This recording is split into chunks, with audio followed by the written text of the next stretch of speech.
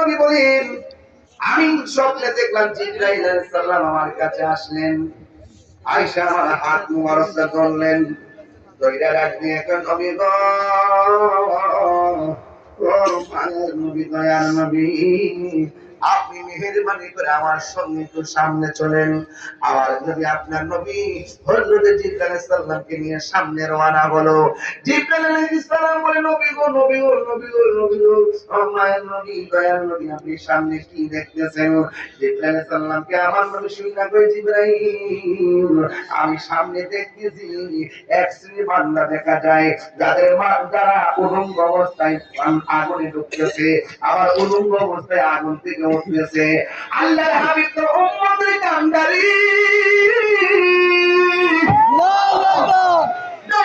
দিয়ে বলে